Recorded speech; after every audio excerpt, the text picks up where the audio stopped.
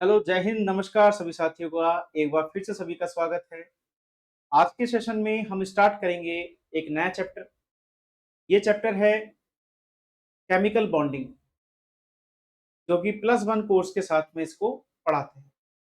चलिए, अगर हम सेशन की स्टार्टिंग की बात करेंगे तो आज की क्लास हमारी इंट्रोडक्शन क्लास होगी और साथ में हम जानेंगे कुछ एटॉमिक बॉन्ड्स के बारे में और उनके फंक्शन के बारे में। लास्ट क्लास में आपको कंप्लीट करा दिया था चैप्टर नंबर 3, जो कि था क्लासिफिकेशन ऑफ एलिमेंट्स, और वहीं पे उसके सारे क्वेश्चन भी कवर करा दिए थे, जो भी इसके क्वेश्चन लास्ट ईयर क्वेश्चंस पूछे गए हैं। इसी तरीके से हमारी थीम होगी कि क्वेश्चन के साथ साथ, यानी कि आपके चैप्टर के साथ साथ क्वेश्चन की भी प्रैक्टिस करते चलेंगे। तो शुरू से लेकर एंड तक बने रहिए। सेशन स्टार्ट करते हैं। सेशन में आज के लिए जो चैप्टर स्टार्ट करेंगे, चैप्टर होगा केमिकल बॉन्डिंग। आज से हम क्या स्टार्ट कर रहे हैं, नया चैप्टर। चैप्टर का नाम है केमिकल बॉन्डिंग। +1 कोर्स के अंदर आता है ये। और अगर हम बात करें केमिकल बॉन्डिंग के बारे में, अगर हम बात करें केमिकल बॉन्डिंग के बारे में, what is the meaning of bonding. Bonding का मतलब है कि जो भी आपस में किसी भी रीजन से जुड़े हुए होते हैं, चाहे वो रीजन उसमें इलेक्ट्रॉन डोनेशन का हो, इलेक्ट्रॉन एक्सेप्ट का हो, या उनकी म्यूचुअल शेयरिंग होती है, जिस भी तरीके से वो आपस में बॉन्डेड होते हैं, उस बॉन्डेड को बोलते हैं बॉन्डिंग, यानी कि टाइप ऑफ बॉन्डिंग। तो यहाँ पे हम बात करते हैं अगर किसके बारे में, बॉन्डिंग के बारे में, कि बॉन्डिंग का एक्चुअल मतलब क्या है। तो बॉन्डिंग का मतलब है कनेक्शन बिटवीन एटम्स। का मतलब क्या होता है, कनेक्शन बिटवीन एटम्स, यानी कि एटम्स आपस में क्या होते हैं बेटा, कनेक्ट होते हैं। अब एक बात और याद रखना, जो आउटर मोस्ट शेल होता है, कौन सा शेल होता है, आउटर मोस्ट शेल। अच्छा, आउटर मोस्ट शेल को हम और क्या बोल सकते हैं, तो आउटर मोस्ट शेल को हम बोल सकते हैं अल्टीमेट शेल। इसको क्या बोल सकते हैं अपन, अल्टीमेट शेल। अच्छा, और क्या बोल सकते हैं, तो अल्टीमेट शेल के अलावा इसको बोल सकते हैं वैलेंस शेल। क्या बोल सकते हैं, वैलेंस शेल। तो ये तीनों का मतलब एक ही है कि सबसे बाहर वाली शेल के अंदर जो इलेक्ट्रॉन होते हैं, उन इलेक्ट्रॉन को बोलते हैं अपन आउटर मोस्ट शेल। जब भी कोई बॉन्ड बनता है, जब भी कोई बॉन्ड बनता है, तो उस बॉन्ड में केवल और केवल ये वाले इलेक्ट्रॉन पार्टिसिपेट करते हैं। कभी भी इनर शेल ऑर्बिटल इलेक्ट्रॉन्स में बॉन्ड बनाने के लिए पार्टिसिपेट नहीं करते।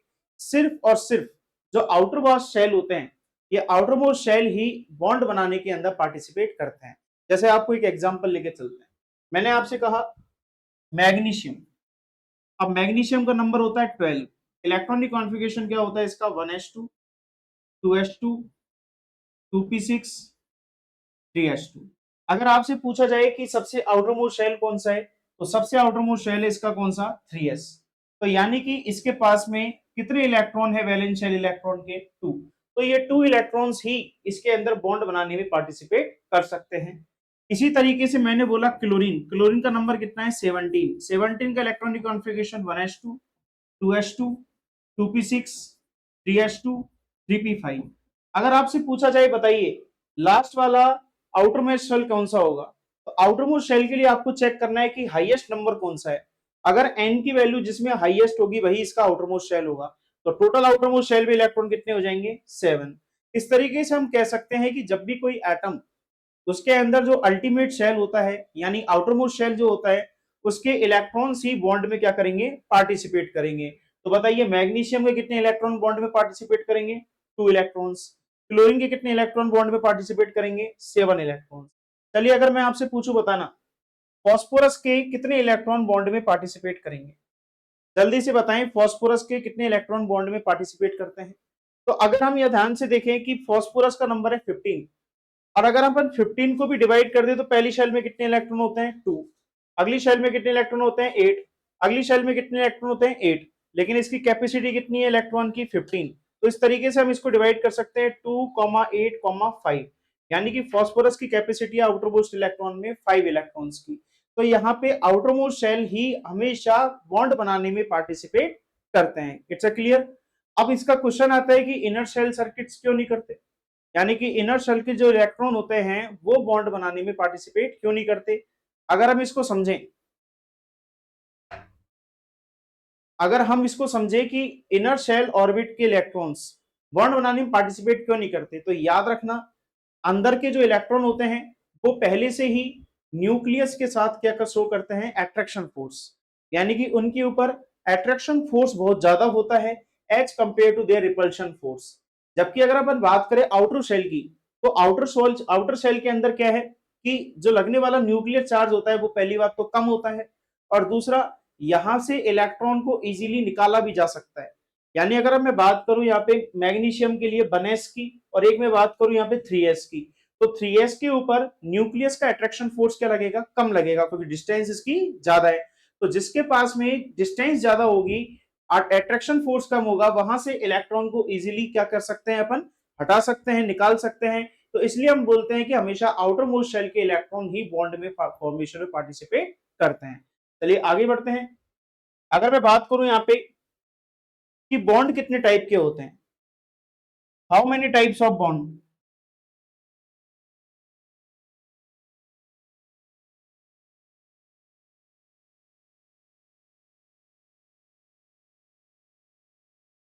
टाइप्स ऑफ बॉन्ड्स, तो याद रखना बॉन्ड्स के बेसिकली दो टाइप होते हैं।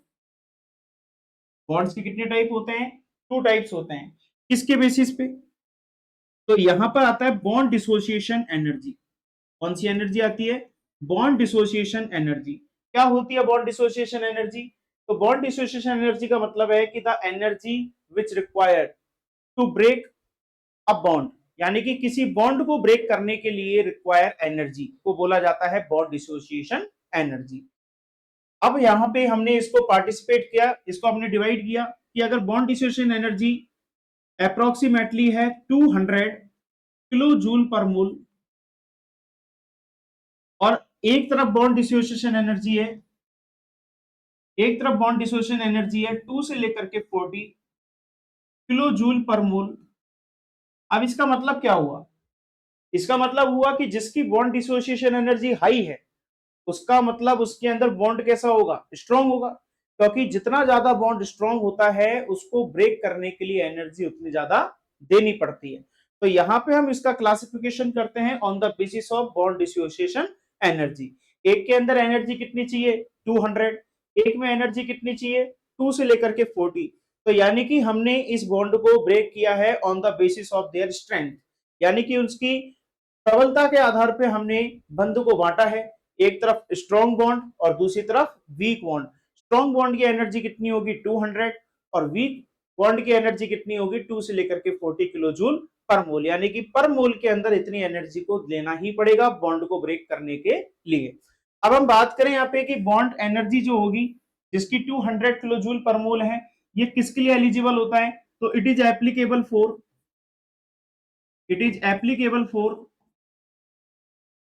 एटम, यानी किसके लिए लगेगा? एटम के लिए। और अगर बात करें यहाँ पे 2 से लेकर के 40 किलो जूल पर मोल, ये किसके लिए एप्लीकेबल होगा? तो it is applicable for molecule, यानी कि ये वाला बॉन्ड किस में मिलेगा? मॉलिक्यूल के अंदर मिलेगा। अगर इन दोनों का कंपैरिजन करें तो ये बॉन्ड कैसा है? स्ट्रॉन्ग। और ये वाला बॉन्ड कैसा हो जाएगा? वीक हो जाएगा। आगे देखना यहाँ पे, ये जो स्ट्रॉन्ग बॉन्ड है इसकी चार कैटेगरी है। पहली कैटेगरी है आयनिक बॉन्ड, आयनिक बॉन्ड। दूसरी कैटेगरी है कोवेलेंट बॉन्ड। तीसरी कैटेगरी आती है इसकी कोऑर्डिनेट बॉन्ड, कोऑर्डिनेट बॉन्ड। और लास्ट इसके अंदर कैटेगरी आती है फोर्थ नंबर पे मेटालिक बॉन्ड। तो हम ये बोल सकते हैं यहाँ पे कि जो स्ट्रॉन्ग बॉन्ड है उसके कितने टाइप्स होते हैं? 4 टाइप्स होते हैं। कौन कौन से? Ionic bond, covalent bond, coordinate bond और मेटालिक बॉन्ड। इसी तरीके से जो वीक बॉन्ड होता है इसके दो होते हैं, एक होता है हाइड्रोजन बॉन्ड, और हाइड्रोजन बॉन्ड की बॉन्ड डिसोसिएशन एनर्जी कितनी होती है? तो इसकी बॉन्ड डिसोसिएशन एनर्जी होती है 10 से लेकर के 40 किलो जूल पर मोल। और सेकंड जो बॉन्ड होता है इसके अंदर वो होता है वॉन्डरवॉल बॉन्ड, या जिसको मैं बोल सकता हूं वॉन्डरवॉल फोर्स। अच्छा, इसका एक और नाम होता है लंदन फोर्स। इसके लिए बॉन्ड डिसोसिएशन एनर्जी कितनी होती है, तो इसकी एनर्जी होती है 2 से लेकर के 10 किलो जूल पर मोल। तो ये याद रखना, यहाँ पे दो कैटेगरी है, एक कैटेगरी स्ट्रॉन्ग और एक कैटेगरी वीक। वीक में कितने टाइप्स हैं, दो टाइप्स हैं, एक है हाइड्रोजन बॉन्ड और दूसरा आ जाएगा वॉन्डरवॉल बॉन्ड।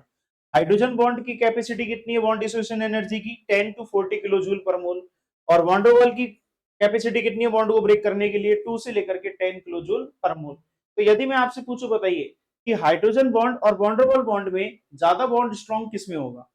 अगर मैं कंपैरिजन करूं हाइड्रोजन बॉन्ड का और वॉन्डरवॉल का, तो इन दोनों में भी ज्यादा स्ट्रॉन्ग बॉन्ड कौन सा होगा, हाइड्रोजन, क्योंकि इसको ब्रेक करने के लिए एनर्जी ज्यादा लग रही है as compare to van der Waals force. तो यहाँ पे ये होता है आपका क्लासिफिकेशन ऑफ बॉन्ड्स। अब अपन एक एक करके बॉन्ड को डिस्कस करते हैं। सबसे पहला बॉन्ड कौन सा है यहाँ पे, आयनिक बॉन्ड। तो हम सबसे पहले डिस्कस करते हैं, यहाँ पे अपना टॉपिक है, टॉपिक का नाम है आयनिक बॉन्ड।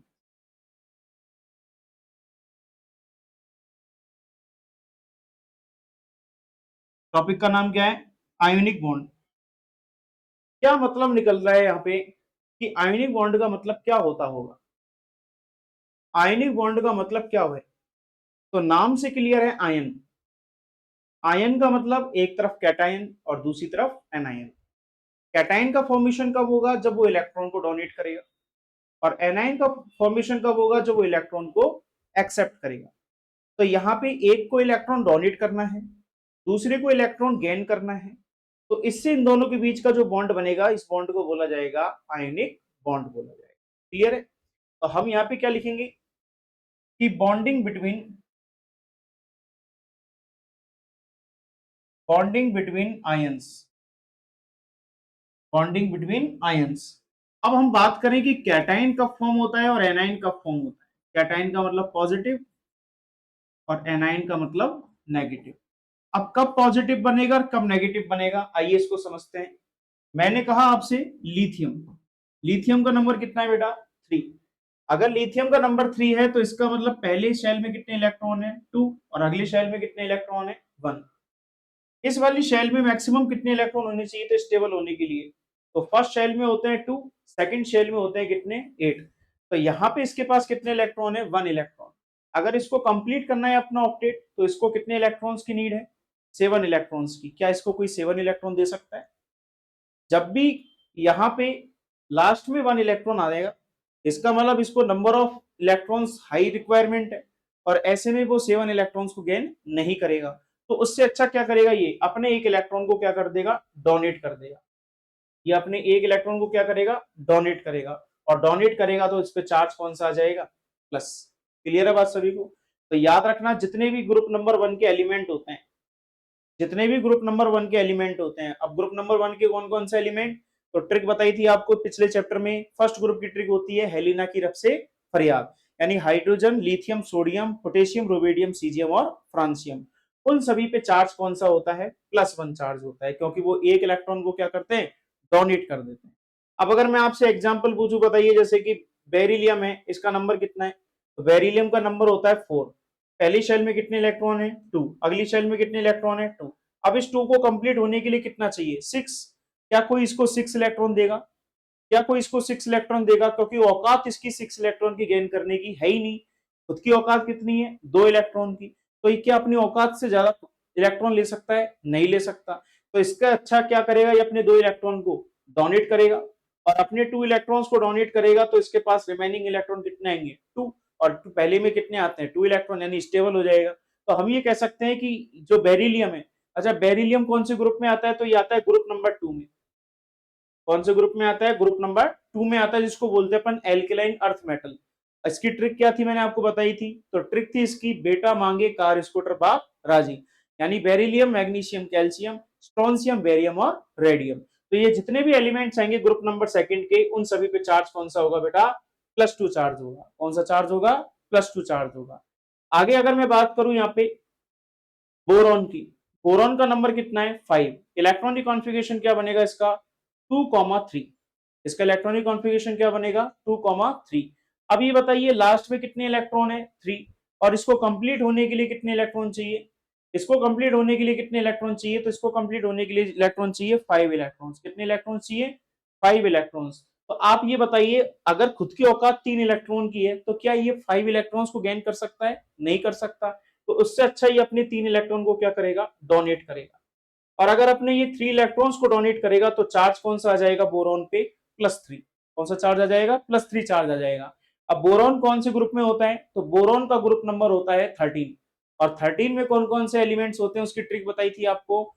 बैंगन आलू गाजर इन थैला, यानी कि बोरॉन एल्यूमिनियम गैलियम इंडियम और टेलियम। तो हम यहाँ पे बात करें बोरॉन की, तो बोरॉन का ग्रुप नंबर कौन सा हो गया? 13। तो ये 3 ग्रुप आपको याद रखने हैं। पहले ग्रुप के अंदर चार्ज कौन सा होता है? +1। दूसरे ग्रुप में चार्ज कौन सा होता है? +2। और तीसरे ग्रुप में चार्ज कौन सा होता है? +3। यानी 13 नंबर के ग्रुप के अंदर चार्ज कौन सा होगा? +3 होगा। क्लियर है बात सभी को? तो ये यहाँ पे अपन को पता चलता है कि ये इलेक्ट्रॉन को क्या कर रहे हैं? डोनेट कर रहे हैं। आइए इसी तरीके से समझते हैं कि कौन इलेक्ट्रॉन एक्सेप्ट करेगा। मैंने आपसे कहा मैंने आपसे कहा नाइट्रोजन। नाइट्रोजन का नंबर कितना है? 7। 7 का मतलब क्या हो गया? 2,5। अब आप ये बताइए लास्ट में इलेक्ट्रॉन कितना आ रहा है? 5 आ रहा है। और 5 को कंप्लीट होने के लिए कितने इलेक्ट्रॉन चाहिए? 3 इलेक्ट्रॉन्स। क्या इसकी औकात है 3 इलेक्ट्रॉन को गेन करने की? यस बिल्कुल, क्योंकि खुद के पास कितने इलेक्ट्रॉन है? 5। यानी कि हमेशा ऐसा होना चाहिए कि जो भी या तो रिक्वायर इलेक्ट्रॉन, या तो उसमें इलेक्ट्रॉन को गेन करना हो या इलेक्ट्रॉन को रिलीज करना हो, लास्ट वाले इलेक्ट्रॉन उस ट्रांजिशन इलेक्ट्रॉन से हमेशा ज्यादा होना चाहिए। तो यहाँ पे अगर इसको कंप्लीट होना है तो ये सामने से कितने इलेक्ट्रॉन को गेन करेगा? 3 इलेक्ट्रॉन्स को गेन करेगा। तो चार्ज बताइए नाइट्रोजन पे कौन सा आ जाएगा? -3। अगर मैं नाइट्रोजन की बात करूं तो इसका ग्रुप नंबर होता है 15। इसका ग्रुप नंबर कितना होता है? 15। उसकी ट्रिक होती है नेपाल पाकिस्तान ऑस्ट्रेलिया सब बिकारी, यानी नाइट्रोजन फॉस्फोरस आर्सेनिक एंटीमनी और बिस्मिथ, इन सभी के ऊपर चार्ज हमेशा इक्वल होगा कितना? -3। अगर मैं बात करूं बेटे ऑक्सीजन की, ऑक्सीजन का नंबर कितना होता है? 8। 8 का मतलब इलेक्ट्रॉनिक कॉन्फ़िगरेशन क्या हो गया? 2,6। अगर लास्ट का इलेक्ट्रॉन देखिए कितने आ रहा है? 6 आ रहा है। इसको कंप्लीट होने के लिए कितने इलेक्ट्रॉन्स की जरूरत है? तो इसको कंप्लीट होने के इलेक्ट्रॉन की जरूरत है 2 इलेक्ट्रॉन्स की, यानी इस पे चार्ज कितना आ जाएगा? -2। और बेटे ये होता है ग्रुप नंबर 16। कौन सा ग्रुप होता है ये? ग्रुप नंबर 16 होता है। ग्रुप नंबर 16 के एलिमेंट्स की ट्रिक क्या थी? तो आपको बताया था ओल्ड स्टाइल से टीपो। क्या होती है इसकी ट्रिक? ओल्ड स्टाइल से टीपो। तो क्या बना इसमें? ऑक्सीजन सल्फर सेलियम टेलियम और पोलोनियम। तो यहाँ पे इसके लिए हम बोल सकते हैं कि ग्रुप नंबर 16 में हमेशा चार्ज कौन सा होता है? -2। अगला अगर मैं आपसे कहूं कि बताइए फ्लोरीन का नंबर कितना है? 9। 9 का इलेक्ट्रॉनिक कॉन्फ़िगरेशन क्या बनेगा? 2,7। 7 को कंप्लीट होने के लिए कितने इलेक्ट्रॉन चाहिए? 1 इलेक्ट्रॉन, क्योंकि कितना हो जाएगा कंप्लीट? 8 इलेक्ट्रॉन कंप्लीट हो जाएगा। तो ये कितने इलेक्ट्रॉन गेन करेगा? 1 इलेक्ट्रॉन को गेन करेगा। और 1 इलेक्ट्रॉन को गेन करेगा तो ग्रुप नंबर 17 के अंदर चार्ज कौन सा आ जाएगा? -1। 17 ग्रुप के एलिमेंट्स की ट्रिक क्या होती है? फिर कल बाहर आई आंटी। तो यहां हम बात करेंगे केवल और केवल फ्लोरीन क्लोरीन ब्रोमीन और आयोडीन के लिए। एंटेशियम को इसके अंदर काउंट नहीं करेंगे क्योंकि वो एक रेडियो एक्टिव एलिमेंट होता है। तो वहां पे अपन केवल डिस्कस करेंगे केवल 4 हेलोजन एटम, कौन कौन से? फ्लोरीन क्लोरीन ब्रोमीन और आयोडीन की। और इन सभी पे चार्ज हमेशा कितना होगा? -1। क्लियर है बात सभी को? अब यहाँ पे आगे बढ़ते हैं। अगर हम बॉन्ड फॉर्मेशन करें, जैसे मैंने बोला आपसे NaCl। अब इस NaCl का मतलब क्या है? इस NaCl का मतलब क्या है? NaCl का मतलब है कि Na पे कौन सा चार्ज आया है? Positive charge. और Cl पे कौन सा चार्ज आया है? तो Cl पे चार्ज आया है माइनस चार्ज। अगर हम इसको एक्सप्लेन करें तो बेटे सोडियम का नंबर कितना होता है? 11 होता है। और 11 का कॉन्फ़िगरेशन क्या बनेगा? 1s2 2s2 2p6 3s1। और क्लोरीन 17 का इलेक्ट्रॉनिक कॉन्फ़िगरेशन क्या होता है? तो 17 का कॉन्फ़िगरेशन होता है 1s2 2s2 2p6 3s2 3p5 होता है। चलिए चेक कीजिए, इसके लास्ट में इलेक्ट्रॉन कितना आ रहा है? 1 आ रहा है। और इसको कंप्लीट होने के लिए कितने इलेक्ट्रॉन चाहिए? ऑर्बिट के अकॉर्डिंग, ऑर्बिट के अकॉर्डिंग इसको इलेक्ट्रॉन चाहिए 7। तो क्या ये 7 इलेक्ट्रॉन्स को गेन कर सकता है क्या? नहीं कर सकता। तो उससे अच्छा अपना लास्ट का एक इलेक्ट्रॉन क्या कर देगा? ये डोनेट कर देगा। ठीक है। अगर इसको देखो सामने, लास्ट ऑर्बिटल में कितने इलेक्ट्रॉन आ रहे हैं? तो लास्ट ऑर्बिट में आ रहे हैं 2 + 5 यानी 7 इलेक्ट्रॉन्स। इसको कंप्लीट होने के लिए कितना चाहिए? केवल 1 इलेक्ट्रॉन चाहिए। तो हम ये कह सकते हैं कि क्लोरीन ऊपर वाले सोडियम से 1 इलेक्ट्रॉन को क्या कर सकता है? गेन कर सकता है। इसलिए याद रखना सोडियम पे चार्ज कौन सा आता है? प्लस, क्योंकि ये अपना 1 इलेक्ट्रॉन डोनेट कर देता है और लास्ट का ऑर्बिट क्या हो जाएगा? स्टेबल। इसी तरीके से क्लोरीन एक इलेक्ट्रॉन को गेन कर लेगा और गेन करेगा तो क्या बन जाएगा, ये 3p6 बन जाएगा। और 3p6 बनने का मतलब क्या हो गया कि इसके p ब्लॉक में, यानी p में कितने ऑर्बिटल होते हैं 3, और 3 में मैक्सिमम कितने इलेक्ट्रॉन होते हैं 6, तो ये ऑर्बिटल भी क्या हो जाएगा, कंप्लीट हो जाएगा। तो इसलिए सोडियम पे चार्ज पॉजिटिव और क्लोरीन पे चार्ज नेगेटिव, और इनके बीच का जो बॉन्ड होगा उस बॉन्ड को बोला जाएगा आयोनिक बॉन्ड। आगे बात करते हैं, आगे बात करते हैं कि कब तो इलेक्ट्रॉन डोनेट होता है। डोनेट करने के लिए, इलेक्ट्रॉन डोनेट करने के लिए क्या एनर्जी चाहिए, बताइए कौन सी एनर्जी हो सकती है। मैंने आपको बताया था थर्ड चैप्टर में जब ये चला था क्लासिफिकेशन ऑफ एलिमेंट्स, तो आपको एक एनर्जी के बारे में बताया था कि इलेक्ट्रॉन डोनेट करने के लिए मिनिमम रिक्वायर एनर्जी चाहिए होती है। उस रिक्वायर एनर्जी को क्या बोलते हैं, तो याद रखना जब भी इलेक्ट्रॉन डोनेट करते हैं तो वहां पे इलेक्ट्रॉन डोनेट करने के लिए रिक्वायर एनर्जी को बोलते हैं आयनाइजेशन। उसको बोलते हैं क्या, आयनाइजेशन एनर्जी। कौन सी एनर्जी, आयनाइजेशन एनर्जी, यानी the energy which required to remove an electron from their outermost shell in isolated gaseous system। कि किसी भी आइसोलेटेड गैसियस सिस्टम से, आइसोलेटेड गैसियस का मतलब कि वो एटम गैसियस फॉर्म में होना चाहिए और वो भी अकेला होना चाहिए, क्योंकि अगर किसी के साथ कंबाइंड फॉर्म में होगा तो वहां पे इलेक्ट्रॉन्स को निकालना बहुत ज्यादा मुश्किल होगा। दूसरी बात गैसियस फॉर्म में क्यों, क्योंकि आपको भी पता है कि सबसे ज्यादा इंटरमोलिकुलर फोर्स किसके बीच में होता है, सबसे ज्यादा इंटरमोलिकुलर फोर्स होता है किसमें, सॉलिड में। लेकिन गैस के अंदर इंटरमोलिकुलर फोर्स क्या होता है, कम होता है, और फोर्स कम होगा तो इलेक्ट्रॉन निकालना क्या होगा, इजी होगा। इसलिए हमने बोला कि the minimum required energy to remove an electron from outermost shell in isolated gaseous atom is called ionisation enthalpy. तो जब भी आयनाइजेशन एंथैल्पी निकाल करेंगे तो उसके लिए इलेक्ट्रॉन क्या होगा, डोनेट होगा, और इलेक्ट्रॉन डोनेट होगा तो चार्ज कौन सा आ जाएगा, पॉजिटिव चार्ज। तो इस तरीके से कैटायन का फॉर्मेशन होता है। अगर मैं आपसे कहूं बताइए इलेक्ट्रॉन को, इलेक्ट्रॉन को इलेक्ट्रॉन को गेन करें तो क्या होगा, कौन सी एंथैल्पी चाहिए इलेक्ट्रॉन गेन करने के लिए, कौन सी एनर्जी चाहिए इलेक्ट्रॉन को गेन करने के लिए, तो इलेक्ट्रॉन को गेन करने के लिए एनर्जी चाहिए कौन सी, इलेक्ट्रॉन गेन एंथैल्पी। कौन सी एंथैल्पी, इलेक्ट्रॉन गेन एंथैल्पी। भाई जैसे इलेक्ट्रॉन डोनेट करने के लिए चाहिए क्या, आयनाइजेशन एंथैल्पी, वैसे ही इलेक्ट्रॉन को एक्सेप्ट करने के लिए एनर्जी चाहिए कौन सी, इलेक्ट्रॉन गेन एंथैल्पी। तो हम ये बोलते हैं कि जब भी इलेक्ट्रॉन गेन एंथैल्पी प्रोवाइड की जाती है, जब भी क्या प्रोवाइड की जाती है, इलेक्ट्रॉन गेन एंथैल्पी, जब भी ये इलेक्ट्रॉन गेन एंथैल्पी प्रोवाइड की जाती है तो वो इलेक्ट्रॉन को क्या कर लेती है, गेन कर लेती है। जो एटम होता है वो इलेक्ट्रॉन को क्या कर लेता है, गेन कर लेता है। और जब इलेक्ट्रॉन गेन करेगा तो चार्ज कौन सा आ जाएगा बेटा, माइनस आ जाता है। क्या आपको ये मेरी बातें समझ में आ रही है, ऐसा तो नहीं मैं कहीं हवाओं की बातें कर रहा हूँ, दूसरी दुनिया की बातें कर रहा हूँ, है सारा का सारा पड़ा हुआ है। तो यहाँ पे अगर हम बात करें कि इलेक्ट्रॉन डोनेट करते हैं तो चार्ज कौन सा आता है, पॉजिटिव चार्ज। कौन सी एनर्जी के थ्रू, आयनाइजेशन एनर्जी के थ्रू। इलेक्ट्रॉन गेन करते हैं, चार्ज कौन सा आता है, माइनस आता है, और इसके लिए कौन सी एनर्जी देनी पड़ती है अपन को, इलेक्ट्रॉन गेन एंथैल्पी। क्लियर है मेरी बात सभी को, आगे बढ़े, आगे बढ़े। अगर मैं बात करूं आपसे फैक्टर अफेक्टिंग, फैक्टर अफेक्टिंग आयनिक बॉन्ड स्ट्रेंथ,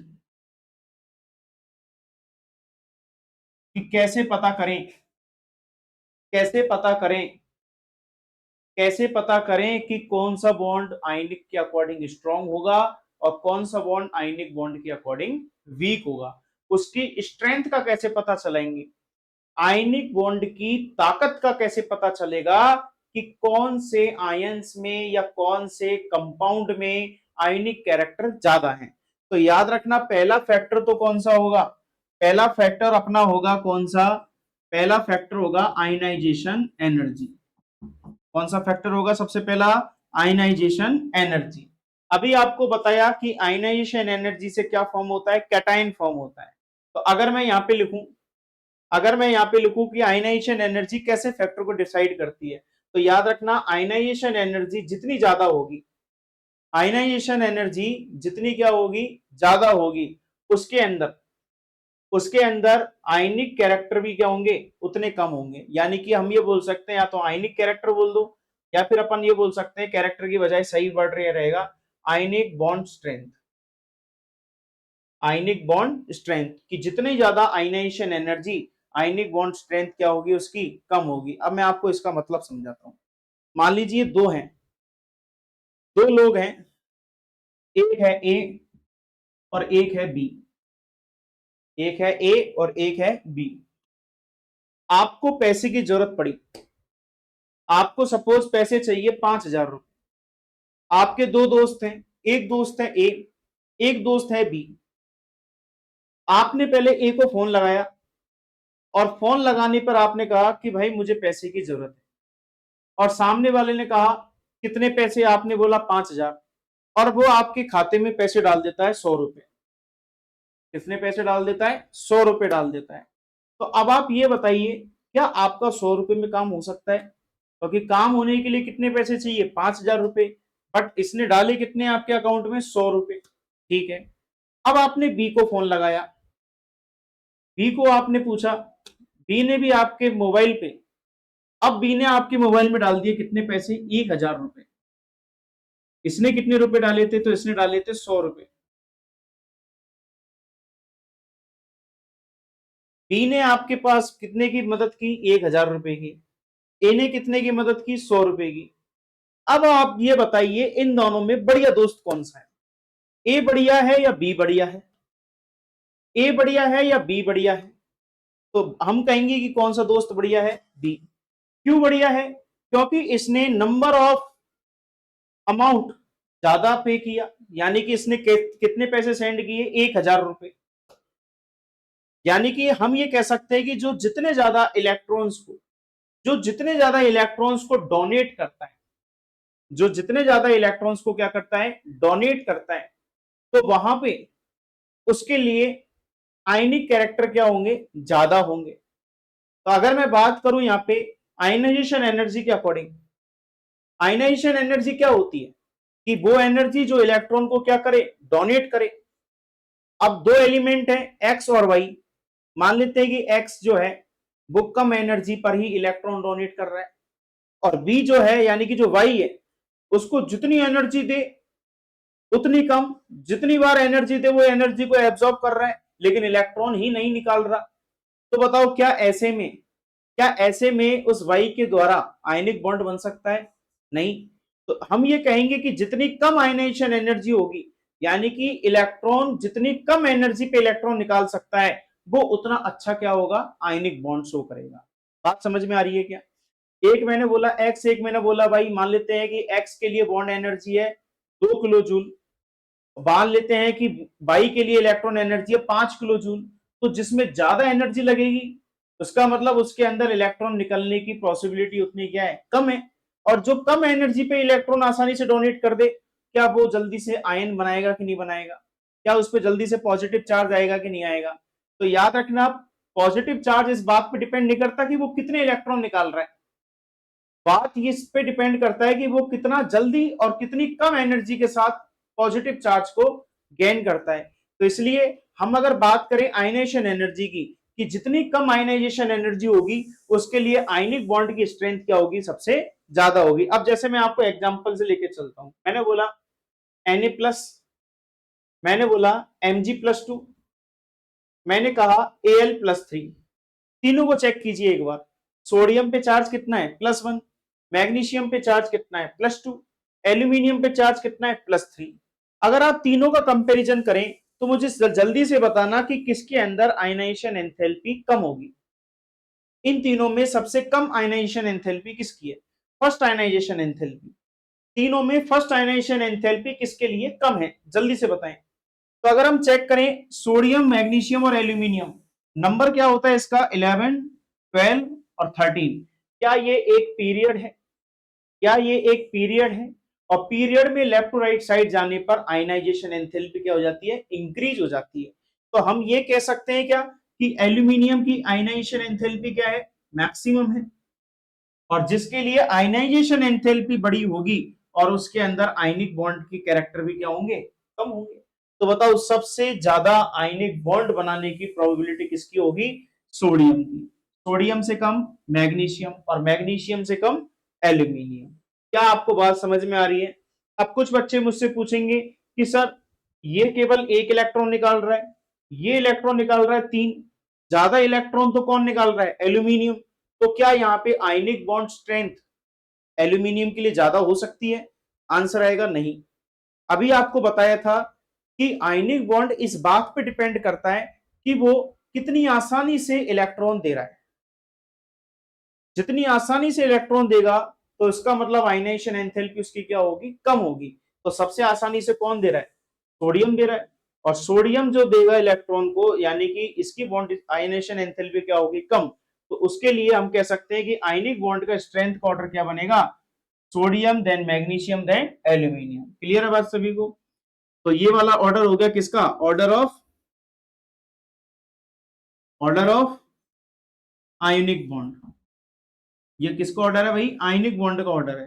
चलिए ऐसे क्वेश्चन और कराता हूं। मैंने बोला आपसे बेरिलियम Be+2, Mg+2, कैल्शियम+2। चलिए तीनों को एक बार ध्यान से देखिए और मुझे कोशिश कीजिए बताने की कि इसके लिए आयनिक बॉन्ड का ऑर्डर क्या हो सकता है। इसके लिए आयनिक बॉन्ड का ऑर्डर क्या हो सकता है? ध्यान से सोच के बताना। ध्यान से सोच के बताना। बेरिलियम, मैग्नीशियम और कैल्शियम के लिए आयनिक बॉन्ड का ऑर्डर क्या हो सकता है?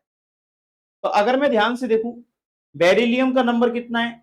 बेरिलियम पे चलो पहले चार्ज की बात कर लेते हैं। बेरिलियम पे चार्ज कितना है? +2। मैग्नीशियम पे चार्ज कितना है? +2। और कैल्शियम पे चार्ज कितना है बेटा? +2। क्या आपको तीनों पे चार्ज बिल्कुल सेम नजर आ रहा है? कितना आ रहा है? +2 +2 +2। अब अगर मैं चेक करूं कि इसमें पीरियड का कंसेप्ट लग रहा है या एक ग्रुप का कंसेप्ट लग रहा है, तो याद रखना पहले यानी कि सेकंड ग्रुप के अंदर बेटा मांगे कार, ये इसकी ट्रिक होती है। तो क्या आपको बेरिलियम, मैग्नीशियम और कैल्शियम तीनों नजर आ रहे हैं क्या? यानी ये क्या शो कर रहा है? एक ग्रुप शो कर रहा है। क्या शो कर रहा है? ये ग्रुप शो कर रहा है। और बेटा जी ग्रुप में टॉप टू बॉटम जाने पे साइज क्या होता है? इंक्रीज। आयनाइजेशन एंथैल्पी क्या होती है? डिक्रीज। और अगर आयनाइजेशन एंथैल्पी डिक्रीज होगी, अगर आयनाइजेशन एंथैल्पी डिक्रीज होगी तो क्या हम कह सकते हैं बॉन्ड कैरेक्टर क्या होंगे? इंक्रीज। तो बताइए सबसे ज्यादा आयनिक बॉन्ड कैरेक्टर किसमें होंगे?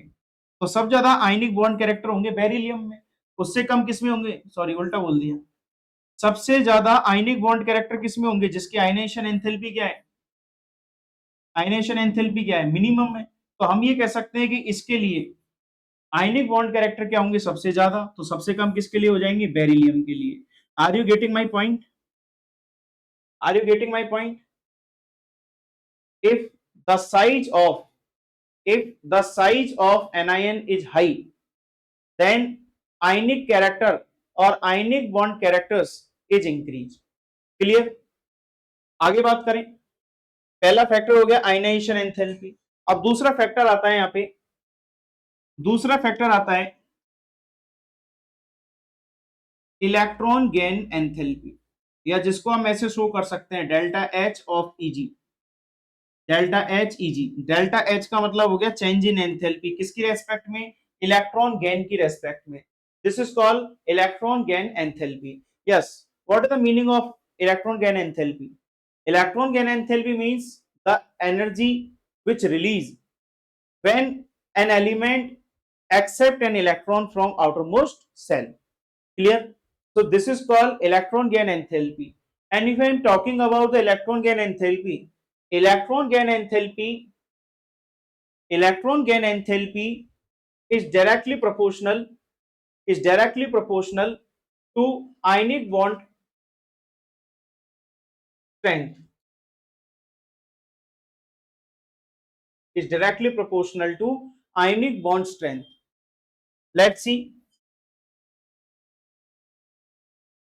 Nitrogen, oxygen and fluorine. Nitrogen, oxygen and fluorine. In these ions, the number of nitrogen is 7, number of oxygen is 8, number of fluorine is 9. This is a period. And across a period, electron gain enthalpy is increased. So the maximum electron gain enthalpy of fluorine atom. Fluorine have maximum electron gain enthalpy. Fluorine have maximum electron gain enthalpy. Fluorine have maximum electron gain enthalpy, so we can say that the ionic characters of fluorine is very high. So what is the increasing order of ionic bond strength? So minimum strength of nitrogen, then oxygen, and then fluorine. So this is the order of ionic bond strength according to electron gain enthalpy. Across a period, electron gain enthalpy is increased because the amount of electron which required is minimum. So the maximum ionic character is represented by fluorine minus, then oxygen minus, and then nitrogen minus. Clear? तो यहाँ पे पहला हो गया आपके पास में ionisation enthalpy, and second one यहाँ पे कंप्लीट होता है कौन सा, इलेक्ट्रॉन गेन एंथैल्पी. अगर मैं आपको एक एग्जांपल और करके बताऊं, जैसे ये तो हो गया पीरियड के अकॉर्डिंग. अगर मैं एक जैसे आपको लिखूं, यहाँ पे मैंने कहा आपसे कि अपने पास में है lithium fluoride, lithium chloride, lithium bromide. ये मैंने तीन आपके सामने अलग अलग एलिमेंट लिखे हैं, अलग अलग आपके मॉलिक्यूल है, लिथियम फ्लोराइड, क्लोराइड और ब्रोमाइड. अगर मैं तीनों में पूछूं बताइए सबसे ज्यादा आयनिक कैरेक्टर किसमें शो होंगे, इन तीनों में सबसे ज्यादा आयनिक कैरेक्टर किसमें शो होंगे. तो पहले तो ये चीज देखो कि सिमिलर क्या है और डिफरेंट क्या है. तो तीनों में सिमिलर है, लिथियम लिथियम लिथियम. यानी अब फैक्टर कौन डिसाइड करेगा, अब फैक्टर डिसाइड करेगा फ्लोरीन. अगर हम चार्ज देखें तो फ्लोरीन पे माइनस, क्लोरीन पे माइनस, ब्रोमीन पे माइनस. और अगर हम बात करें यहाँ पे इसके साइज की, तो सबसे बड़ा साइज किसका होगा, तो टॉप टू बॉटम के अकॉर्डिंग सबसे बड़ा साइज किसका होता है बेटा, ब्रोमीन का साइज होता है. और यहाँ पे अगर एनायन का साइज इंक्रीज होगा, अगर यहाँ एनायन का साइज इंक्रीज होगा, तो याद रखना कैटायन के साइज में और एनायन के साइज में थोड़ा सा चेंज होता है. कि अगर एनायन का साइज इंक्रीज होगा, अगर एनायन का साइज इंक्रीज होगा, तो यहाँ पे आयनिक बॉन्ड के कैरेक्टर क्या हो जाते हैं, कम हो जाते हैं. जबकि अगर कैटायन का साइज इंक्रीज होगा, तो कैटायन के साइज के इंक्रीज होने पर कोवेलेंट इसमें आयनिक कैरेक्टर क्या हो जाते हैं, इंक्रीज हो जाते हैं. क्लियर है बात सभी को. तो यहाँ पे सबसे ज्यादा आयनिक कैरेक्टर कौन शो करेगा, ब्रोमीन. उसके बाद कौन शो करेगा, उसके बाद शो करेगा क्लोरीन, और क्लोरीन के बाद कौन शो करेगा, फ्लोरीन. क्लियर है बात सभी को. आगे बढ़ते हैं. अगला फैक्टर आता है, तीसरा फैक्टर जो आयनिक बॉन्ड की स्ट्रेंथ को इफेक्ट करता है, इसका नाम है लैटिस एनर्जी. कौन सी एनर्जी है बेटा, लैटिस एनर्जी. लैटिस एनर्जी जो है, पहली बात तो ये होती क्या है, इसका मतलब क्या है लैटिस एनर्जी का मतलब. तो आपको सिर्फ इतनी बात जान लेनी है कि गैसियस फॉर्म को, अगर मैं आयनिक बॉन्ड को गैसियस से किस में कन्वर्ट करूं, सॉलिड फॉर्म के अंदर, तो इसको जो अमाउंट ऑफ एनर्जी रिक्वायर होगी, उस अमाउंट एनर्जी को बोला जाएगा लैटिस एनर्जी. यानी मैं अगर इसकी डेफिनेशन बोलूं, तो डेफिनेशन क्या बनेगी, द अमाउंट ऑफ एनर्जी,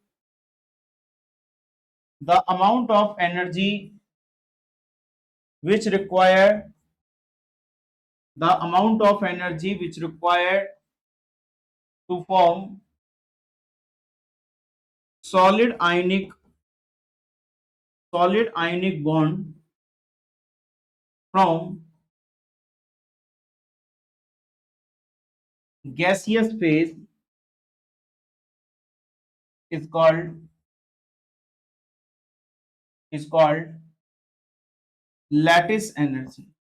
उसको कौन सी एनर्जी बोला जाएगा, लैटिस एनर्जी. लैटिस एनर्जी का मतलब कि गैस से सॉलिड आयनिक कंपाउंड बनाने में जो एंथैल्पी नीड होती है, उस एंथैल्पी को बोला जाएगा लैटिस एंथैल्पी. क्लियर है बात सभी को. और लैटिस एंथैल्पी का भी एक ऑर्डर है. अगर मैं लैटिस एंथैल्पी के लिए बात करूं, अगर मैं यहाँ लैटिस एंथैल्पी के लिए बात करूं, तो याद रखना कि लैटिस एंथैल्पी में दो चीजें चलती हैं, एक तो पॉजिटिव साइज और एक चलता है यहाँ पे नंबर ऑफ पॉजिटिव आयंस. कि यदि साइज बड़ा होगा, जैसे मैंने बोला यहाँ पे, अगर मैं यहाँ पे कहूं आपसे NaCl, KCl, RbCl, जैसे मैंने आपसे कहा एक अपने पास है KCl, एक मेरे पास में यहाँ पे KCl के बाद RbCl, और एक मैंने बोला CHCl. अगर मैं इन तीनों को ध्यान से देखूं, तो पोटेशियम चार्ज कितना है, +1, अच्छा पहले जो सिमिलर है उसको काट देते हैं, क्लोरीन क्लोरीन क्लोरीन सिमिलर आ रहा है। अब चेक करो, पोटेशियम पे +1, रोबिडियम पे +1, सीजियम पे +1। अब तीनों पे चार्ज बिल्कुल सेम है +1, लेकिन इनका साइज क्या है, अलग अलग। पोटेशियम से बड़ा साइज किसका है, रुबिडियम का, और रुबिडियम से बड़ा साइज किसका है, सीजियम का। तो जितना बड़ा साइज ऑफ कैटायन होगा, क्या बोला मैंने कि जितना बड़ा साइज ऑफ कैटायन होगा उसके अंदर number of ionic bond character क्या होंगे, हाई होंगे। क्या बात आपको समझ में आ रही है कि जिसके अंदर number of positive size ion जितना ज्यादा होगा उसमें आयनिक कैरेक्टर भी उतने ज्यादा होंगे। अगर इसी तरीके से मैं अगर बात करूं आपसे कि भाई एक अपने पास में है, एक हमने लिखा यहाँ पे LiCl, एक हमने लिखा बेरिलियम के साथ में, ये हमने लिखा BeCl2, एक हमने लिखा BeCl2 बेरिलियम क्लोराइड, एक मैंने बोला BCl। ये तीन हमने लिखे, ये तीन हमने इसके अंदर लिखे हैं। पहला है LiCl, दूसरा है BeCl2, तीसरा है BeCl3 यानी कि बोरॉन क्लोराइड। अगर आप चेक करें तीनों में कॉमन क्या आ रहा है, तो तीनों में कॉमन आ रहा है क्लोरीन। तो फैक्टर कौन सा डिसाइड करेगा, फैक्टर डिसाइड करेगा पॉजिटिव चार्ज। अब ये बताइए लिथियम पे चार्ज कितना होता है, +1, बेरिलियम पे चार्ज कितना होता है, +2, बोरॉन पे चार्ज कितना होता है, +3। तो अगर मैंने आपसे कहूं कि बताइए तीनों में सबसे ज्यादा आयनिक कैरेक्टर कौन शो करेगा, तो आपको भी थोड़ी देर पहले बताया था कि यदि ये तीनों अलग अलग हैं तो ये डिसाइड करेगा कि किसकी आयनाइजेशन एंथैल्पी कम है। तो अगर मैं चेक करूं लिथियम बेरिलियम और बोरॉन, एक क्या हो रहा है पीरियड, और पीरियड में इलेक्ट्रोलाइट साइड जाने पर आयनाइजेशन एंथैल्पी क्या हो रही है, हाई हो रही है। सबसे कम आयनाइजेशन एंथैल्पी किसकी है, लिथियम की। तो हम ये बोल सकते हैं कि lithium chloride have maximum amount of strength of ionic bond. Clear. तो यहां पे इस तरीके से हम तीनों फैक्टर को डिसाइड कर सकते हैं। पहला फैक्टर कौन सा था, तो इससे पहला फैक्टर था आयनाइजेशन एंथैल्पी। क्या रिलेशन था इसका, तो ionisation enthalpy is inversely proportional to ionic bond strength. Second हमने कौन सा फैक्टर लिया था यहाँ पे, इलेक्ट्रॉन गेन एंथैल्पी। और इलेक्ट्रॉन गेन एंथैल्पी का डायरेक्शन क्या होता है, डायरेक्टली प्रोपोर्शनल। तो डायरेक्टली प्रोपोर्शनल के अकॉर्डिंग की जितनी ज्यादा इलेक्ट्रॉन गेन एंथैल्पी होगी उसके लिए आयनिक बॉन्ड की स्ट्रेंथ भी उतनी ज्यादा होगी। और थर्ड फैक्टर कौन सा था, लैटिस एनर्जी।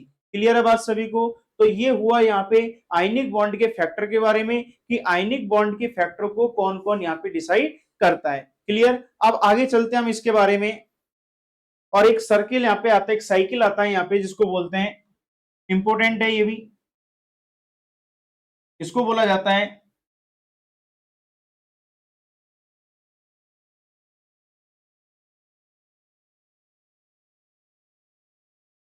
Born-Haber cycle. एक साइकिल आता है जिसको क्या बोलते हैं अपन, बॉर्न-हैबर साइकिल बोलते हैं। कौन सा साइकिल बोलते हैं बेटा, तो इसको बोलते हैं अपन बॉर्न-हैबर साइकिल बोलते हैं। अगर हम बॉर्न-हैबर साइकिल की बात करें तो इसमें सबसे पहले कुछ चीजों को समझते हैं।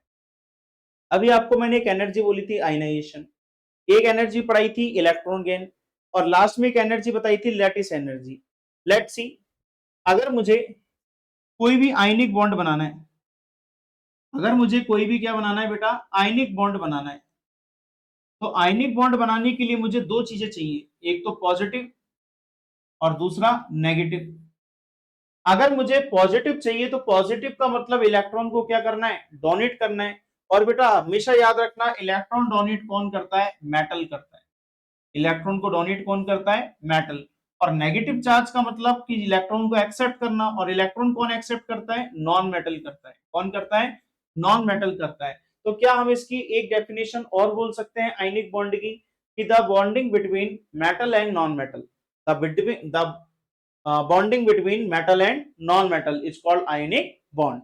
तो मेटल और नॉन मेटल के बीच की जो बॉन्डिंग होगी इसको क्या बोला जाएगा, मेटलिक, इसको आयनिक बॉन्ड बोला जाएगा।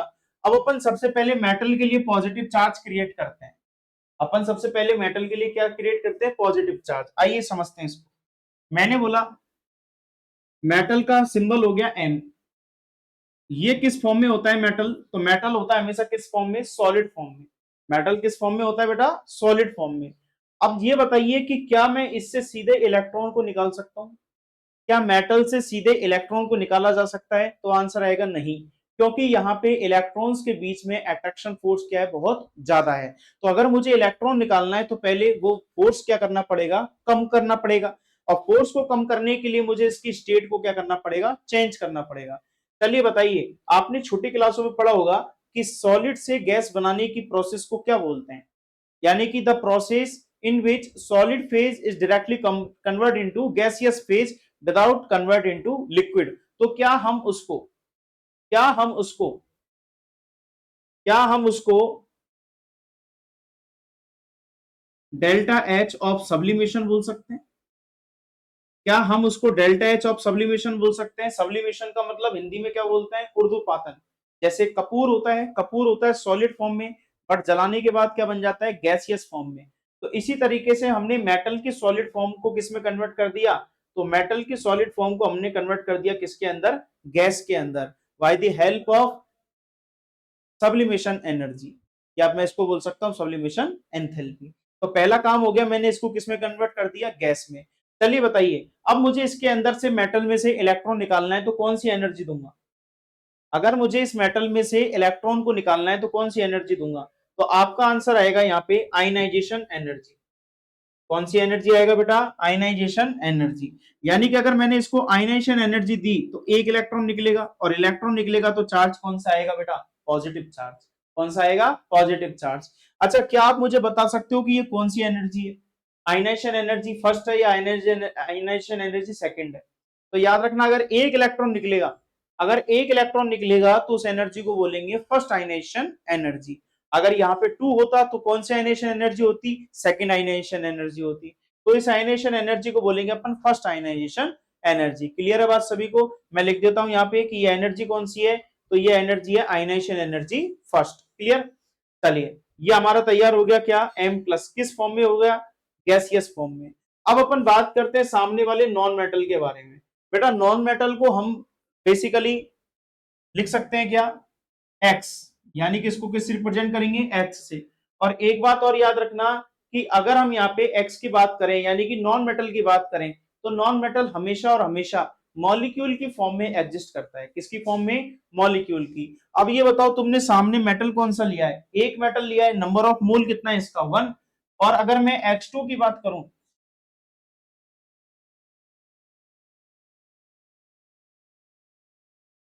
अगर मैं यहाँ पे किसकी बात करूं, अगर मैं यहाँ पे नॉन मेटल की बात करूं, तो नॉन मेटल किस फॉर्म में, मॉलिक्यूल की फॉर्म में, यानी H2 की फॉर्म में। और अगर मुझे इसको सिंपल करना है, केवल X चाहिए, तो क्या मैं इसके आगे हाफ लगा सकता हूं? यानी कि सामने देखो, ध्यान से समझो, मेटल के आगे नंबर कितना है, 1। तो ऐसे नॉन मेटल के आगे नंबर कितना होना चाहिए, 1। लेकिन X2 का मतलब कितना हो गया, X2 का मतलब हो गया 2x हो गए। तो अपन को 2x को सिंपल करके एक x बनाना है, तो क्या मैं इसको आगे हाफ से मल्टीपल कर दूं, और हाफ से मल्टीपल करूंगा तो 2 से 2 चला जाएगा और बचेगा कितना, एक x बचेगा। तो इसलिए मैंने यहाँ पे लिखा सबसे पहले कि मेरे पास क्या है, हाफ x2 है। और बेटा याद रखना, नॉन मेटल गैसियस फॉर्म में होता है। नॉन मेटल किस फॉर्म में होता है, ऑलरेडी गैसियस फॉर्म में होता है, तो आपको यहाँ पे सब्लिमेशन एनर्जी देने की जरूरत नहीं है। अगला मैं बात करूं कि अगर मुझे ये हाफ H2 को ब्रेक करना है, मुझे इस हाफ H2 को ब्रेक करना है, तो इसके लिए एनर्जी चाहिए। उस एनर्जी को बोला जाएगा उस एनर्जी को बोला जाएगा डिसोसिएशन एनर्जी। कौन सी एनर्जी बोला जाएगा बेटा, डिसोसिएशन एनर्जी बोला जाएगा। और जब ये डिसोसिएट हो जाएगा, यानी हाफ से हाफ कट जाएगा, 2 से 2 कट जाएगा, तो क्या बचेगा, ये बचेगा बेटा x, किस फॉर्म में, गैसियस फॉर्म में। यस और नो? यानी ये नॉन मेटल आ गया किस फॉर्म में, गैसियस फॉर्म में।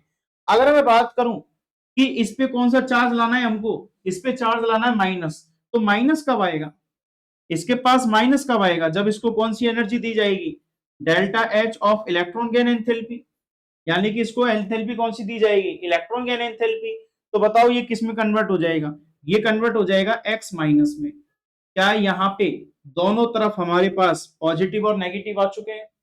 क्या मेटल पे पॉजिटिव इन गैसियस फॉर्म, और सामने वाले की तरफ non metal in their gaseous form complete हो चुका है। अगर हम इन दोनों को मिलाएं आपस में, अगर हम इन दोनों को आपस में मिलाएं, तो दोनों को आपस में मिलाने पर क्या फॉर्म होगा, इसको यहां लिख देता हूं मैं। इन दोनों को आपस में मिलाने पे बनेगा mx। इन दोनों को आपस में मिलाने पे क्या बनेगा बेटा, mx बनेगा। और वो भी किस फॉर्म में बनेगा, गैसियस फॉर्म में। किस फॉर्म में बनेगा, गैसियस फॉर्म में। बट याद रखना आयनिक बॉन्ड स्ट्रॉन्ग किसमें होता है, गैसियस फॉर्म या सॉलिड फॉर्म, तो आंसर आएगा सॉलिड फॉर्म। तो अब हमारा लास्ट काम रहा, अब हमारा लास्ट काम बचा है कि इस गैस को किसमें चेंज करना है, हमको सॉलिड में चेंज करना है। और अगर मैं इस गैस को सॉलिड में चेंज करूं तो बताइए, अभी आपने डेफिनेशन पढ़ी थी कि the amount of energy which required to form solid ionic bond from gaseous phase. तो क्या यहाँ पे गैसियस फेज से अगर मैं सॉलिड फेज बना दूं तो इस एंथैल्पी का नाम क्या हो जाएगा, इस एंथैल्पी का नाम क्या हो जाएगा, तो क्या मैं इसे लैटिस एनर्जी बोल सकता हूं, यस और नो? क्या इस एंथैल्पी का नाम लैटिस एंथैल्पी हो सकता है, यस और नो? जिसको मैं इस तरीके से लिख सकता हूं, कैसे, delta H of lattice energy, बताइए यस और नो? क्या इनको इसको ऐसे लिख सकते हैं? और ये बन जाएगा कौन सा बॉन्ड, तो ये शो करेगा यहाँ पे, ये शो करेगा यहाँ पे कौन सा बॉन्ड, तो ये शो करेगा आयनिक बॉन्ड। ये क्या शो कर रहा है बेटा, आयनिक बॉन्ड शो कर रहा है। तो एक तरीके से पूरा साइकिल बन गया, चेक करो, ये पूरा साइकिल बन गया प्लस के लिए, ये पूरा साइकिल बन गया माइनस के लिए, इन दोनों को भी मिक्स किया गैसियस फॉर्म में, फिर गैस से क्या बनाया, सॉलिड फॉर्म बनाया। क्या ये एक साइकिल पूरा हो रहा है? और इसीलिए इस साइकिल को बोला जाता है बॉर्न हैबर साइकिल। साइंटिस्ट के नाम पे इसका साइकिल का नाम रख दिया क्या, बॉर्न हैबर साइकिल नाम रख दिया। अब यहां से एक लॉ जनरेट होता है, यहां से एक लॉ जनरेट होता है जिसको बोलते हैं अपन Hess law.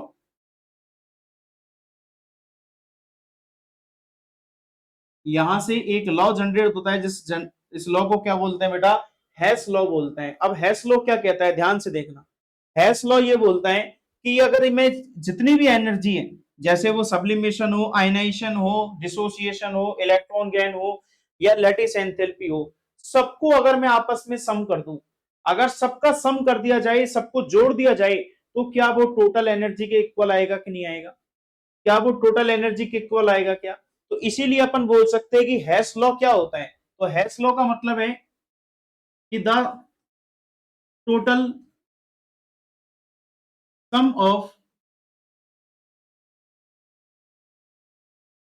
Internal energy, internal energy is equal to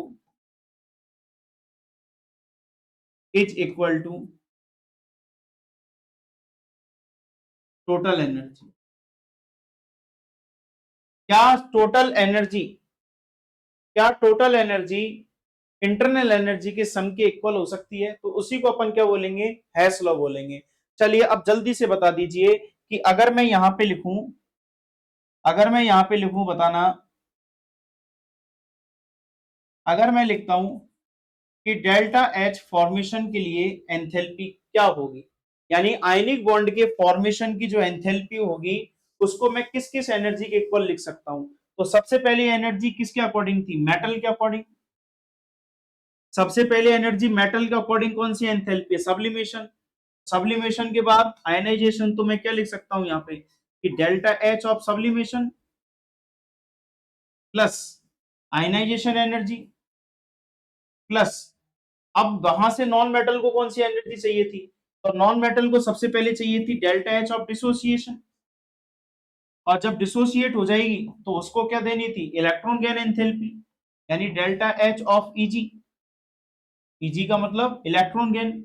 अब जब सारा तैयार हो गया तो उससे क्या बना दिया, आयनिक सॉलिड। लेकिन आयनिक सॉलिड से पहले क्या बना था, आयनिक गैसियस फॉर्म में बना था। तो गैस को अपन ने चेंज किया किसके अंदर, सॉलिड के अंदर, तो वहां भी एंथैल्पी लगी थी कौन सी, लैटिस एंथैल्पी। तो मैं लिख सकता हूं कि यहाँ पे कि डेल्टा एच ऑफ लैटिस, बताइए यस और नो?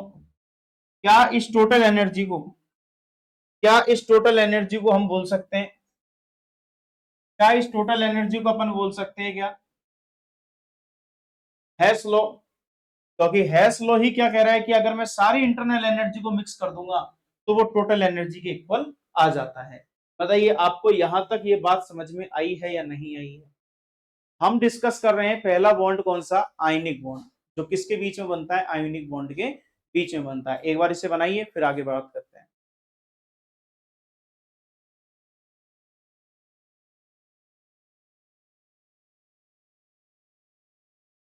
चलिए आगे बात करते हैं आयनिक बॉन्ड की प्रॉपर्टीज के बारे में। कि आयनिक बॉन्ड की कौन कौन सी प्रॉपर्टीज होती हैं जो कि इसके इंटरमोलिकुलर फोर्स के बारे में इसको बताती है। तो आइए अगला टॉपिक हम डिस्कस करते हैं आयनिक बॉन्ड के अंदर, जिसका नाम है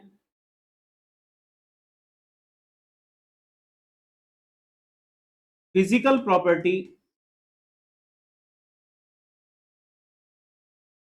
प्रॉपर्टी ऑफ आयनिक बॉन्ड। दिखने में कैसा लगता है ये बॉन्ड? जो चीज बाहर से दिखती है वही उसकी कौन सी प्रॉपर्टी होती है? Physical property. अब जैसे अगर मैं बात करूं सबसे पहले कि उसकी फिजिकल प्रॉपर्टीज के अंदर बॉइलिंग पॉइंट और मेल्टिंग पॉइंट, क्या हम इन चीजों को बाहर से ऑब्जर्व कर सकते हैं? अगर मैं किसी लिक्विड को फ्रीज में रख दूं और मैं ये देखूं कि भाई इतने डिग्री सेल्सियस पे वो फ्रीज हो चुका है, वो आइस में कन्वर्ट हो चुका है, तो क्या ये उसका फिजिकल प्रॉपर्टी शो कर रहा है? क्या मैंने उसको केवल बाहर से देख के उसको टच करके पता लगा लिया कि ये किस फॉर्म के अंदर है? तो वही उसकी कौन सी प्रॉपर्टीज होती है? फिजिकल प्रॉपर्टीज होती है। अब याद रखना, अगर हम आयनिक बॉन्ड की बात कर रहे हैं तो आयनिक बॉन्ड के अंदर कैसा फोर्स होता है? तो यहाँ पे स्ट्रॉन्ग फोर्स होता है। कैसा फोर्स होता है भाई? स्ट्रॉन्ग फोर्स होता है, क्योंकि आयंस के बीच में हमेशा फोर्स कौन सा होता है? स्ट्रॉन्ग होता है। और अगर स्ट्रॉन्ग फोर्स होगा तो उसका मेल्टिंग और बॉइलिंग पॉइंट भी क्या होगा? हाई होगा। यानी हम ये कह सकते हैं कि ionic bonds are high value of boiling point and melting point.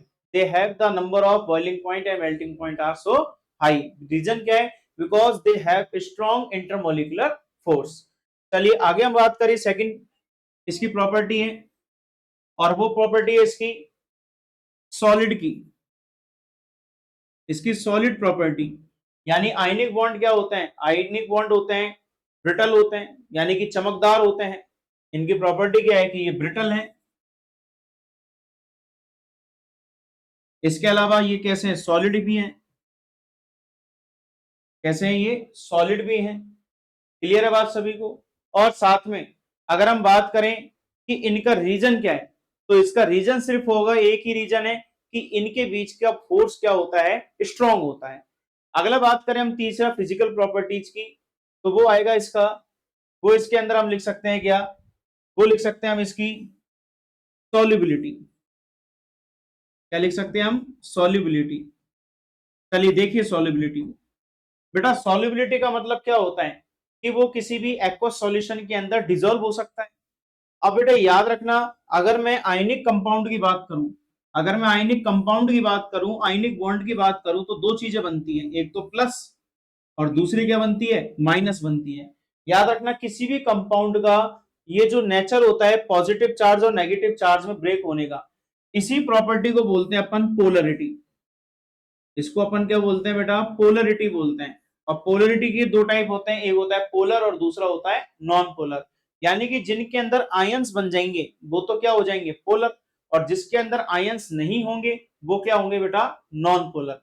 यानी कि दो चीजें हैं, एक पोलर और दूसरा नॉन पोलर। तो आयनिक कंपाउंड हमेशा टूट जाते हैं, यानी ये कैसी प्रॉपर्टी शो करते हैं? पोलर प्रॉपर्टी शो करते हैं। कैसी प्रॉपर्टी शो करते हैं? पोलर। अच्छा, अगर मैं सॉल्युबिलिटी की बात करूं तो सॉल्युबल यूनिवर्सल सॉल्वेंट का नाम पता है तुमको कौन होता है? यूनिवर्सल सॉल्वेंट किसे बोलते हैं? तो याद रखना यूनिवर्सल सॉल्वेंट बोला जाता है H2O को, यानी वाटर। वाटर होता है यूनिवर्सल सॉल्वेंट। अच्छा, अब ये कैसा है? पोलर है या नॉन पोलर है? तो अगर मैं चेक करूं यहाँ पे H2O को, तो H2O का एक पार्ट होता है H प्लस और एक पार्ट होता है हाइड्रोक्सिल आयन यानी OH माइनस। क्या इसके अंदर भी पॉजिटिव नेगेटिव चार्ज दोनों प्रेजेंट है?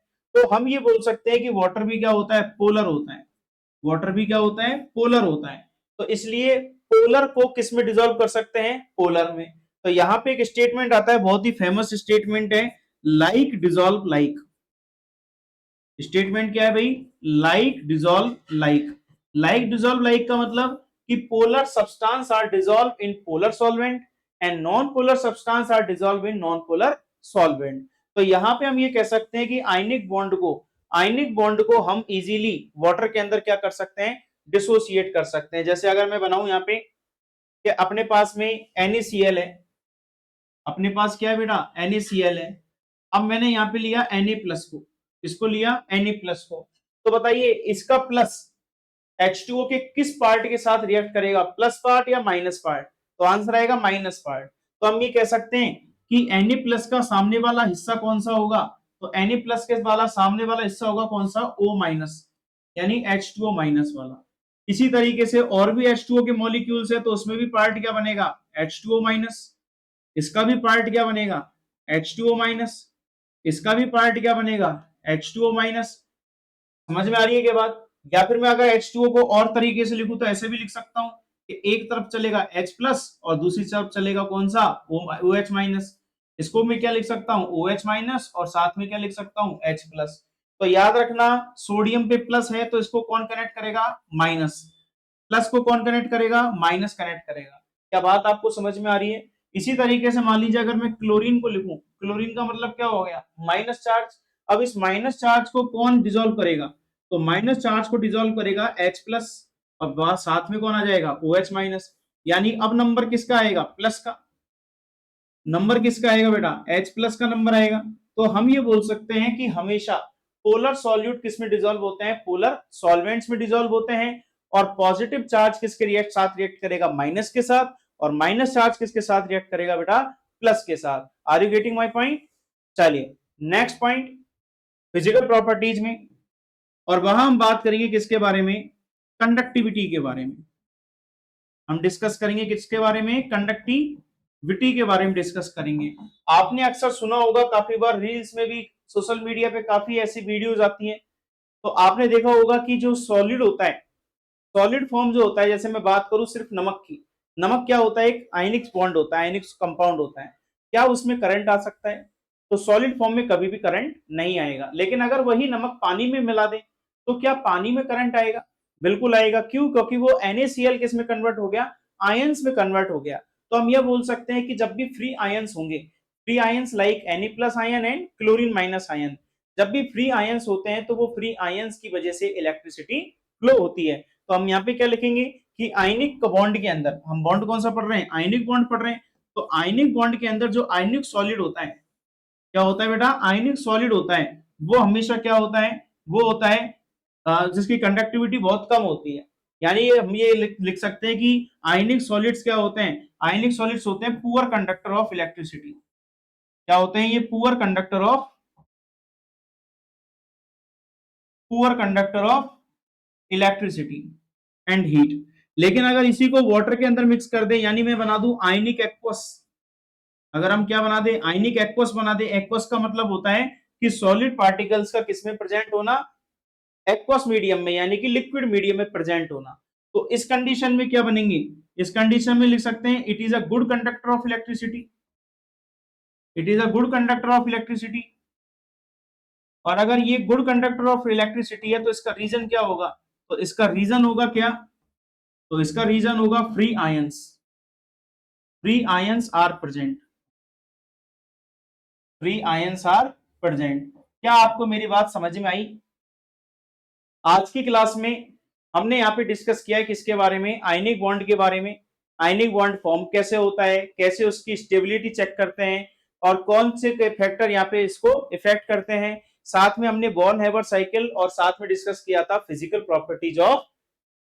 प्रॉपर्टीज ऑफ आयनिक बॉन्ड्स के बारे में। क्लियर है सभी साथियों को? अब यहाँ पे आयनिक बॉन्ड के अंदर एक छोटा सा टॉपिक और बचा हुआ है जिसमें आता है फाजान्स रूल।